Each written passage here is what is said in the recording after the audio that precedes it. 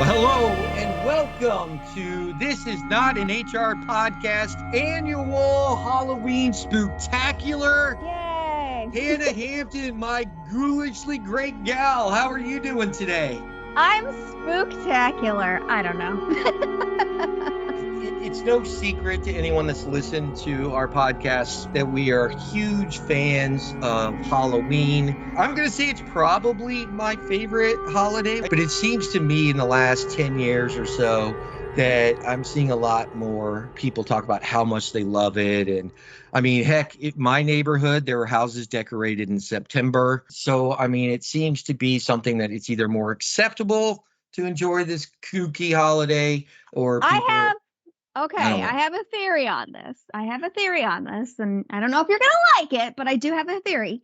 I think that social media has created monsters out of people, and pun intended, no, but has created monsters out of people, and it's all about showing off. Like, I have the most spirit. Here's my Halloween spirit. I'm going to shove it down your throat that I have my porch decorated to the nines. I'm going to shove it down your throat because I celebrate Halloween better than you do. And I feel like social media has turned into people into like pissing contests as to who's got the most spirit. So I blame social media as to the rise in Halloween. And then you think about consumerism, and that's a great way for stores to sell you a bunch of shit you don't need. That is why. And I will say that you are somebody who always loved Halloween for Halloween's sake and not for the likes. Boom. Your dark and pessimistic outlook kind of frightens me a little bit. I didn't expect this Hannah Hampton today, especially Uh-oh. someone who's such a big fan. I mean, I think maybe that's a part of it. I mean, there's always going to be the Hallmark holidays, right? There are always opportunities to market and get you to buy stuff you don't need. But I don't know. I just tend to think that maybe more people are coming out of the woodwork. Don't think that you're totally off base. But I think a lot of people, just as we've gotten older, are just kind of like, hey, I've always liked Halloween. This is my thing. Because I think I came out a little more out of my Halloween shell as I started meeting more and more people that liked it as much as myself. Like before you, I only had one really good friend that loved Halloween out in California, and it was great because there's so many great places you can go out there, and the level of haunted house is just amazing. But I like to think that, or maybe it's just the fact that we're all so jaded and dark inside that this is a great way to express it without anyone asking you if you're okay. I don't know. What's your favorite part of the holiday? What's your favorite thing? Like I'm always excited about getting some Butterfingers. Is there anything that you really look forward to when it comes to this holiday? Well, that's funny. Mr. Hampton had a Reese's pumpkin yesterday. So honestly, this is weird. It's changed over the years because I love ghost stories. I love spooky, supernatural things. And this is the time of year that TV channels would do specials about like haunted places, haunted restaurants, haunted hotels, all of that. So I used to love the TV specials. And now with streaming, you can just stream those year round. So it's a little different. I like haunted houses, and I like just kind of getting more into the spirit of watching old Halloween movies and things of that nature. But again, before streaming became the thing it is today, I loved when like the History Channel or A&E would just do these haunted specials, and I always got a kick out of them. I certainly love doing ghost tours, and when I travel, if I get an opportunity to do a ghost tour, I'm going to do it because I love hearing the stories. I love all of the lore behind things. So to me, it's all about a great ghost story. That's excellent. I remember now one of my favorite possessions when I was a little kid. Like a demonic possession?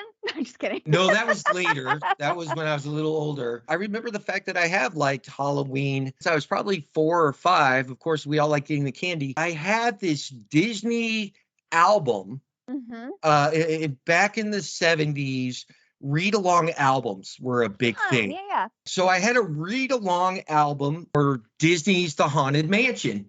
That's my favorite ride, and I got the Hallmark Tree Topper, which is the Haunted Mansion this year that came out this year. They have a Haunted Mansion like ornament line.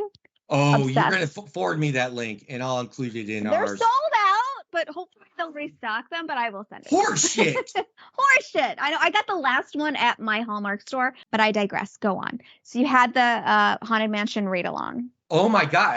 I listened to it nonstop and I remember the songs from the Ghost. It's all I'm hearing it in my head right Friends now. getting ghosts come out to Yes. socialize. So It's now my and favorite. then it was dormant. My love of Halloween was a little dormant other than the candy and costumes. Okay, can And I now tell I you? remember junior high, and then I'm Mhm. gonna let you jump in and take Yeah. over.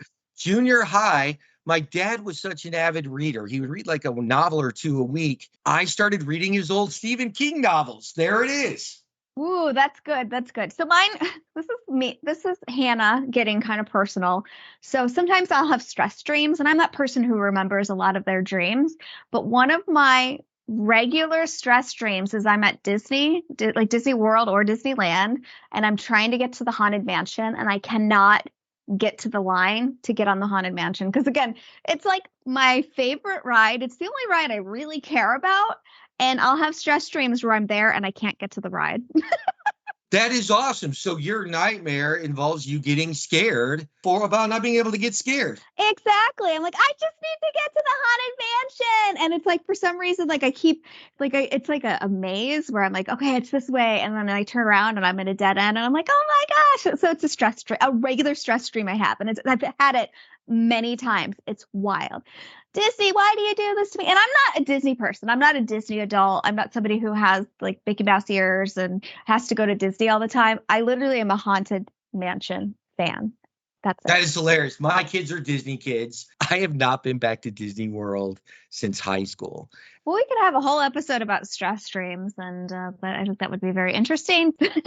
So I want you to think of, and like I said, I'm putting you on the spot, and Okay. you can yell at me later when we're done recording, or now, and make it an more interesting episode. But I want you to think of a classic Halloween special or movie you feel really holds up, and then if you can think of one that does not hold up today. My favorite Halloween movie is Halloween. Like I that will always be great. And that movie came out in 78. I think it's still amazing and it's still scary. It's perfect. And Halloween movie that didn't hold up. Hmm.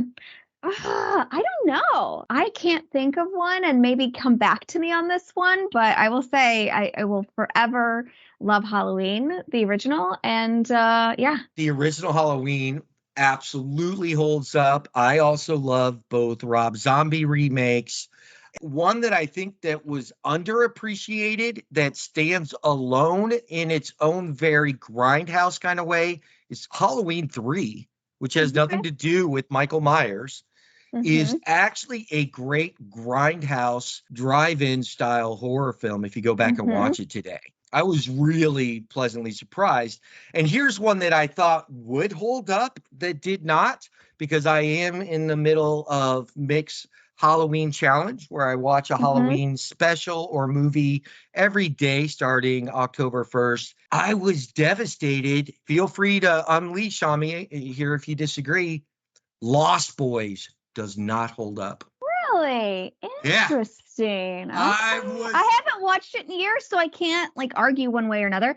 I loved the movie as a kid when it came Yeah, out, but I haven't watched it since then. I don't could give it a know. shot. And maybe we'll talk about this in an intro of an HR After Hours. It kind of reminds you of how much fluff we had in our movies in the 80s. Sure. Okay. And there's just there's not a lot there. It's a little You know, it's funny. I watched one of the not Friday the 13th, like probably 5 or 6 or 7. I don't know, somewhere in the middle with my nephew last Halloween. And I remember being like, as a kid, they terrified me. And I watched this and I'm like, this is cheesy. Like, and not that it didn't hold up, or maybe it didn't, but I remember being like, oh, why was this so scary to me as a kid? It's just cheesy. It's just stabbing, murder after murder and like no surprises, nothing. So I don't know. I think maybe, yeah, you look at things from a different point of view as an adult. So to kind of get us started on talking about some great resources, you are the Shutter Queen. Yeah, I And love Shudder. I have been a subscriber, like an early subscriber. I've been doing subscribing for many years and I've never canceled. I know sometimes people subscribe and then unsubscribe and have like ways of how they like to do their streaming, which is great. Do you, boo. But yes, I love Shudder and I've been a subscriber, who knows, maybe for I don't know how long, 9 years, 8 years, something like that. It's crazy. yes, you're the one that actually turned me on to Shutter. But tell me, what are the must watches that are on Shudder? What are your Well, go-tos there? they have a lot of great movies to, choose from. So just go in there and you could probably find anything that works with what you want to watch. But I'd say I've got two shows that I highly recommend.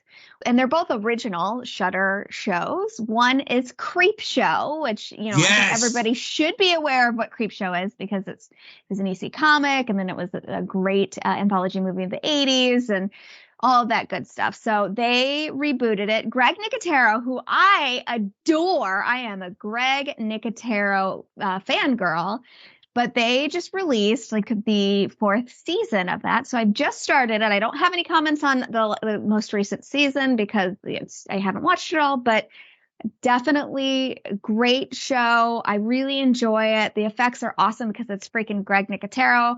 He can do no wrong in my book. But that I highly recommend that. The second season, I feel like it was really amazing. There's some great episodes in the first season. Second season just killed it. Third season has some great gems as well. Highly recommend. And there's some great actors that are in some of it that you're like, oh, I didn't realize that this person had done the show, but highly recommend that. And then for the movie lovers and podcast lovers, and I have a feeling if you're listening to us, you probably like podcasts. The Last Drive-In with Joe Bob Briggs. So the whole kind of theme around that is they typically do a double feature like you would at a drive-in. And, there's discussions, there's interviews. It's very, similar to a podcast where you get to learn some behind the scenes things. There's some comedy. It's so much fun. And they have done so many great movies. So the most recent season was actually released in the spring of this year, but they do some classic movies such as Zombie 2, The Babadook, which is a more recent movie, Sharknado, which I think is hilarious, Day of the Dead, which like classic. I love that movie. And then for Halloween, they're releasing some specials this year. So that's super fun. They did Night of the Demons. They did The Walking Dead, Daryl Dixon. So it's not always just movies. And then he recently did Halloween, the original, which again is a favorite of mine. So I will say, check out Shudder. It's so much fun, especially if you love horror like we do. And check out The Last Drive-In with Joe Bob Briggs. Now they are long. Like most of the episodes are more than 2 hours long. So definitely be prepared to sit there for a bit or maybe, break it up. But it is certainly so much fun, especially for somebody who loves horror movies, who loves podcasts. It's like the best of both worlds. So that's my tip for more happy Halloweening this Halloween is check out Shudder and check out those two original shows. And I promise you, Shudder's not paying me a penny. I pay them for the streaming service. So this is just Hannah sharing how much she loves Shudder. Boom, I'm done. What questions do you have? No, that's perfect. And absolutely, there's no sponsored content in here at all. As far as Mm-mm. these are just things that we recommend or we think are Yeah. good. I don't really have any kids recommendations other than I always say you can't go wrong with Scooby Doo. I guess there's And a new Goosebumps on a streaming, like maybe I don't know if it's Hulu, but there's a new Goosebumps out there. So that's good for kids. yeah, so there's some stuff out there, but then I'll go the kid inside you. Well, let's go to that level. I don't want to, if you don't do gore, you don't like to be jumping out of your seat. What's something that could still get you in the Halloween spirit? Again, I always Hocus Pocus. recommend, I don't know about that. I always recommend Scooby Doo, but then I thought, I've got something.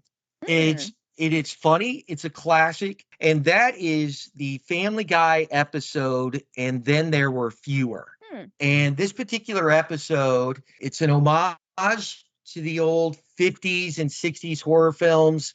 the House of Wax, anything that stay in this house overnight, who's going to be alive in the morning type of films. And it's really very well done. But it actually was one of the first episodes where they used a symphony for the soundtrack throughout the entire production.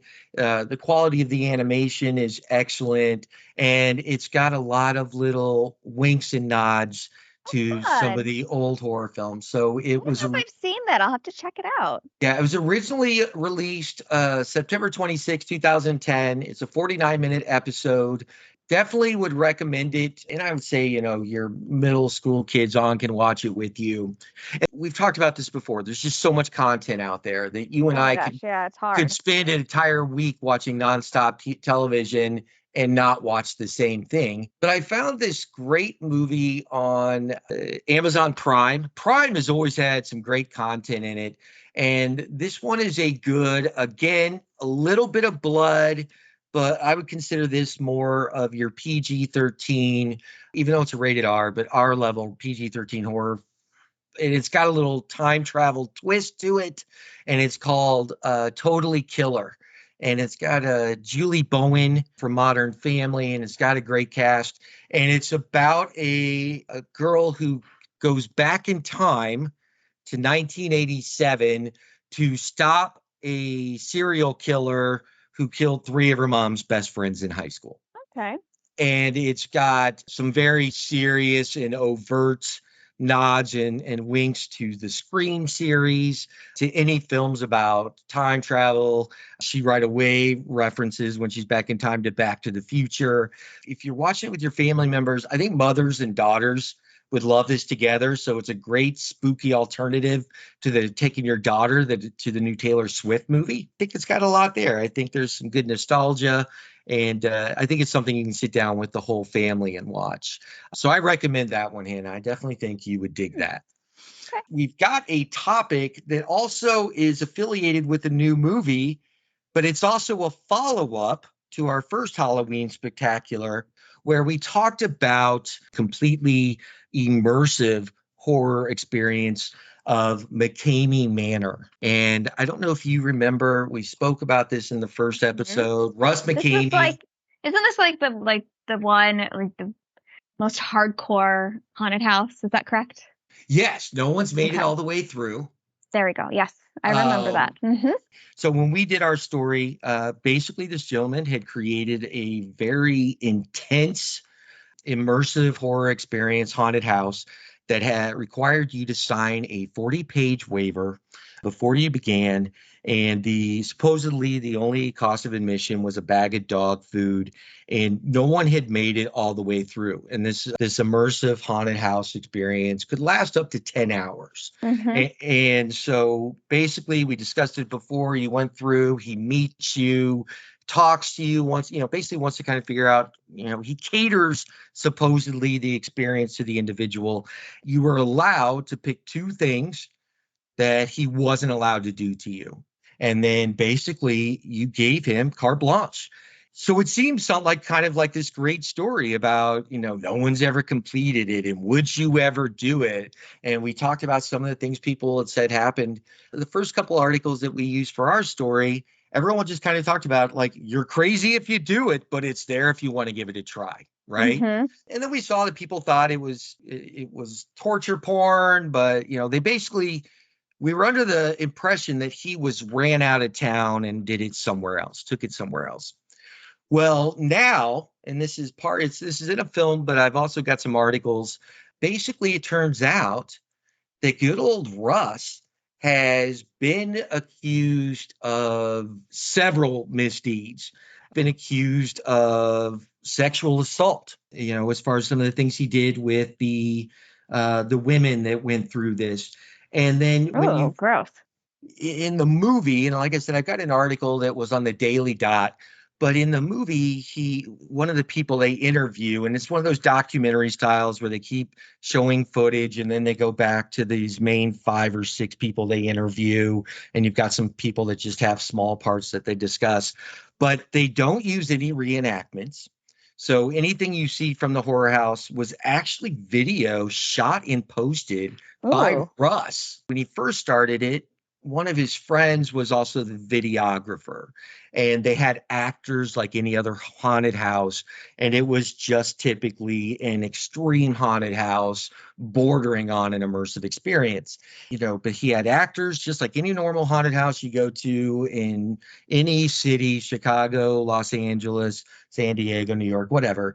And here he went national on the news, and the viral, so to speak, and people started talking about it like ourselves. So then all of a sudden, as he gets this attention, he seems to feed into it. And these are all accounts of people that were either friends of his or went through this experience, and an ex-girlfriend. They said it kind of started going downhill once he gained some notoriety. He felt like every year he had to top the previous year. Okay. Which that seems reasonable, right? I mean, if Sure. you're That sounds like corporate America, right? You got to yeah, sell I more than mean, you did last year. bigger, better, best, whatever, and that was. It's almost like he got obsessed with it. Then that's when the accusations really start. So as he's making it bigger, better, scarier, more intense, he gets rid of all the actors. And so it's just him and the videographer. So it's a one-on-one immersive experience inside the haunted house. Then he starts getting bad press. People start speaking out against it. And he just ups and moves. He closes it, goes somewhere else, relocates. But then this is where it gets really dark. When he relocated it, he went out and had a big farm like he had before, but he didn't do a haunted house anymore. Basically, he just started recruiting people. He had this wait list supposedly of thousands of people that wanted to do it. And he started just picking people, and you just went out on his farm and he did whatever he wanted to you. But it has nothing, there's no haunted house anymore. It's just him. No one else is filming. He's filming you. And this is where the movie, which is called The Monster Inside, it's scary because you're seeing all the video and he's doing everything point of view. And so he's doing it in selfie mode first as he's getting ready to, people are blindfolded and they have headphones on so they can't hear him talking. And he's talking about how much they're going to scare this person. And you look at him in these point of view shots, and it's truly scary. And you're not the one there. You're just listening to what he posts on his site. You're watching his videos, and there's something about the way he talks about it and is excited about it that it's no longer this event, or you're not purchasing this experience anymore. You're basically signing yourself over for this person to torture you, to do severe, one of the main characters on it, he keeps her awake for 30 hours before the Oh. thing actually, the quote unquote tour. He calls them tours at this point. But remember, he's not touring them. They're not going anywhere. You're not in a haunted house. You're just out in this guy's farmland. This individual, he kept her up for 30 hours, then blindfolds them. And he does these different things where, like, you feel like you're being buried alive. And then he lets her fall asleep. And this is all you see, all this firsthand video. And then there's missing video. And when they're interviewing her, she says, she's like, did you get good video? Did you get what you needed? And he's like, well, there's one thing where the video didn't turn out right. So there's missing video. And she is just agonizing over the fact that she doesn't know what happened to her for about 45 minutes when every other tour he's ever done, all the videos accounted for. Okay. That's very creepy. So it's all very scary. And then as the interviews go on, you find out that it sounds like he's been embellishing this waiting list. And as he gets further along and this gets more current, he's just handpicking attractive women to go out on his farmland and be tortured by him for up to 10 hours or more at a time. And there's actually this community that's into these true immersive horror experiences that are really standing up because they're like, he is the face of our community and he doesn't follow any of our guidelines. This isn't what we're about. hear the Sounds like a story. weird cult or something. I don't know. Go on. Sorry. Well, here's what I will tell you. It talks about people. We're all wired a little differently. And there are people that are, it's more than being an adrenaline junkie. It's seeking out testing your mental fortitude, and the fact that these people have this true passion for this, that there are times as you're watching them in another true immersive experience with someone that's actually doing it towards catered for them, and they shoot the video and you see what they go through, that it is almost like an intense, like almost like something you'd go through in some intense immersion therapy, testing themselves and doing these things. But this particular gentleman, and that's in quotes, basically has sought out that community because there are a lot of broken people in that community as well. And they almost look at this for a cathartic release. He preys on those people. A lot of them, they're damaged. And you see that in the show. And then you've got his following. He has a very loyal following. And so as these people are speaking out against their experience with him, his following to not only defend him, but go after and attack these people, not only online, but sometimes even, follow them to work and things to protect this person that they hold so dearly. His particular following is extremely cultish, but the film itself is definitely worth checking out because it focuses on him and these accusations against him. It is scary because you watch the film that he shoots from the POV perspective. It's like looking in the eyes of a monster, kind of like some of these specials where they interview serial killers, and you can tell he's run amok. He basically has a line of people waiting for him to torture. And so these victims that are on the show are saying that they feel like they are not even going through the same experience that he is doing, what he's doing to people today. It's very wild. It's very freaky. And then, it just kind of makes you think about where's the line? Where's the line of how far you're willing to go to get that scare? Obviously, It's a different line for different people. That's all I'm going to say about that. It does look at that and explain it, because if you're really not familiar with all this and you just know about McCamey Manor, and the fact that no one's made it through, you're like, listen, but you're mad that you didn't finish it. You're too weak to do it. I'm still going to do it. But then you talk to the individuals and see what it really is today. Someone's going to die. And whether or not he is truly an evil individual or not is not really, I guess, up for us to decide. But I think this movie is worth watching just for you to determine what's really going on here. How far across the line is this? What are your thoughts without seeing it? I mean, I'm kind of babbling about it, but I mean, you've got this very specific segment and fan base of this type of activity. I don't know that I can say where the line is, because you're right. It's the line is there for different people. Well, I will say I haven't seen it. This sounds like something like for true crime aficionados, this definitely sounds like a story or a show for true crime lovers out there. And it does sound like that. I know ultimately it sounds like that this documentary pointed out the evilness in this guy, and he sounds pretty evil in my opinion of listening to you. But certainly, let's also point out that documentaries, their job is to try to tell a story and to get to the audience to see something from their point of view as well. So very interesting. I mean, I listened to the part about the videotape not working. It always worked except for this one part, and this woman's really upset about it, and I don't blame her. But also, technology is not perfect, so it could have even just been one of those like it truly cut out and didn't work. And there's a lot. So I feel like I'd have to watch it before I make any additional comments, because I could be very off course at this point. But that's my 2 cents as to somebody who hasn't watched it.